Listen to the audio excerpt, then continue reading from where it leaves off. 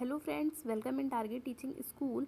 तो जैसा कि बीएड थर्ड सेमेस्टर का पेपर जो भाई 24 तारीख को होने वाला है, तो पेपर 1 इसके लिए हम लेके आएंगे। पेपर 1 किस तरीके से आपका क्वेश्चन पेपर आएगा, कुछ आपके प्रीवियस ईयर क्वेश्चन हमने रखे हैं। खंड का जो होता है उसमें आपके क्या होते हैं कि 9 प्रश्न होते हैं शॉर्ट, और सभी प्रश्न आपको अनिवार्य होते हैं करने।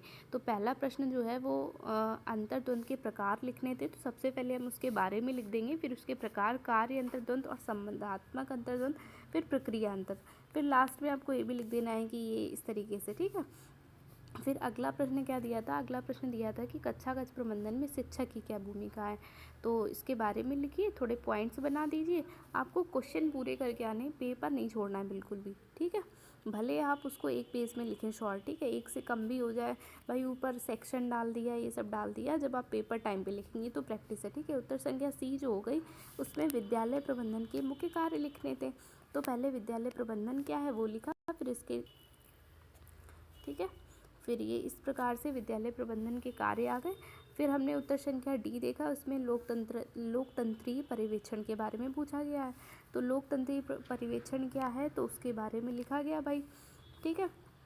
दूसरे शब्दों में हम क्या कह सकते हैं, इस प्रकार ये पर्यवेक्षण जो है फिर शिक्षक के लिए उपयोगी है, छात्रों के लिए उपयोगी, इस तरीके से आपको लिखना है। कुछ लास्ट में पॉइंट्स भी लिख देने हैं कि ये जीवन दर्शन के लिए महत्वपूर्ण है, जीवन उद्देश्य के लिए, ठीक है, और यथार्थता लाता है। इस तरीके से ये पर्यवेक्षण जो है वो उपयोगी है, ठीक है। फिर उत्तर संख्या ई आ गई, इसमें शैक्षिक प्रबंधन के सिद्धांत लिखने थे। तो सिद्धांतों को आपको याद कर लेना है, अंदर का तो आप लिख ही लेंगे कि एक उद्देश्यपूर्ण है, सहयोग का है, सहभागिता का है और उद्देश्यपरक नियोजन का है, ठीक है। निरंतरता का विकास का सिद्धांत, संसाधनों में समुचित उपयोग का सिद्धांत, न्यायपूर्ण व्यवहार का सिद्धांत।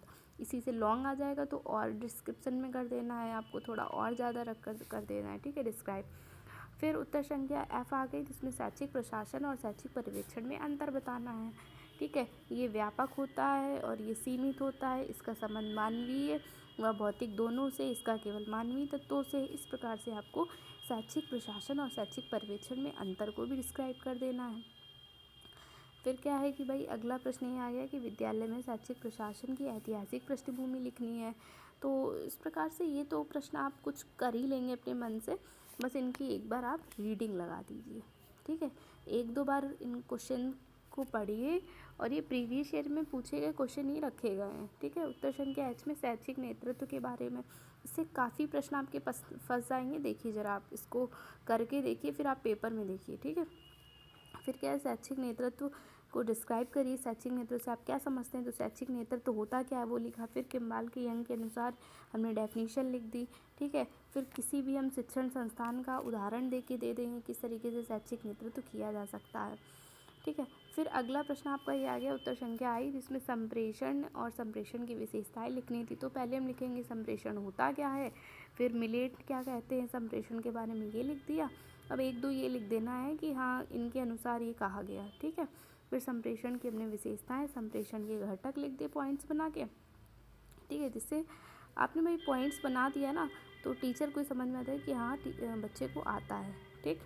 फिर एक खंड बा बोलें या खा बोलें, आपका दूसरा खंड आ गया, खंड बी, जिसमें प्रभावी नेता के प्रमुख गुण व सिद्धांत लिखने थे, ठीक है। थोड़ा सा ऊपर ये क्लियर नहीं है, इसमें हमने पहले प्रभावी नेता के सिद्धांत लिखे। अयोग्यता में योग्यता का सिद्धांत, संयोग का सिद्धांत, विलक्षणता का सिद्धांत, संतुलन का सिद्धांत, समूह प्रक्रिया का सिद्धांत।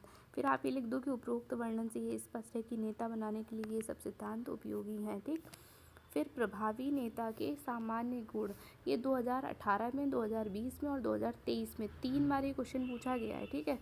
तो इसके सामान्य गुण, शारीरिक गुण, बुद्धि, उद्दीपकता, दूरदर्शिता, आत्मविश्वास, संकल्प शक्ति और सामाजिकता, ठीक है। इस प्रकार से आपको इनके अंदर का आप एक बार पढ़ लेंगे तो लिख लेंगे, लेकिन हेडिंग्स याद कर लीजिए। फिर उत्तर संख्या आपकी 6 आ जाएगी। इसमें 4 ऑप्शन रहते हैं जो करना हो, लेकिन एक आध क्वेश्चन जो है फंसेंगे ही ज़रूर, क्योंकि पहले जो खंड आपका बी होता है दूसरा, उसमें आगे की यूनिट से लॉन्ग रखते हैं। जो आपका खंड सी है, जैसे इसमें हम लास्ट की यूनिट से लॉन्ग क्वेश्चंस रखे जाते हैं, ठीक है। इसमें कक्षा कक्ष प्रबंधन का अर्थ लिखना था, तो वो लिखा गया। अवधारणात्मक अर्थ क्या है, क्रियात्मक अर्थ लिख दिया, और फिर ये आ गया आपका व्यवहारगत अर्थों में कक्षागत प्रबंधन का क्या अर्थ है, तो भौतिक आयाम का वातावरण, मनोवैज्ञानिक आयाम, सामाजिक और सांस्कृतिक आयाम, नैतिक आयाम, ठीक है। फिर कक्षागत प्रबंधन के हमें सामान्य सिद्धांत लिख लेते, मेन ये था, तो आत्मनियंत्रण, समझ और स्वीकृति हो गया, ठीक है। फिर उसके बाद आपका ये आ गया मनोवैज्ञानिक सिद्धांत, उत्पादक कार्य का सिद्धांत, कक्षागत प्रबंधन के विशिष्ट सिद्धांत। भाई विशेष सिद्धांत क्या थे, तो वो लिखने थे नियोजन, प्रोत्साहन, जिम्मेदारी, न्यूनतम बाधा, स्पष्ट नियम, पुरस्कार और अच्छा वातावरण। इस तरीके से आपने देखा कि इस तरीके से आपको बीएड का थर्ड सेमेस्टर में मैनेजमेंट का जो पेपर है वो इस तरीके से आपको करना होगा। आपको एक भी क्वेश्चन छोड़ के नहीं आना है, करके पूरा आना है, ठीक है। भले ही आप लॉन्ग 3 पेज का करें, लोग बोलते हैं हमने 5 पेज का किया, आपको पेपर पूरा ही करना है, ठीक है, क्योंकि भाई 2 घंटे का ही टाइम मिलता है। तो कैसी लगी वीडियो कमेंट्स करके ज़रूर बताएं और थैंक्स फॉर वॉचिंग। और ये वीडियो आपके पेपर के लिए हेल्पफुल होने वाली है, देखिएगा।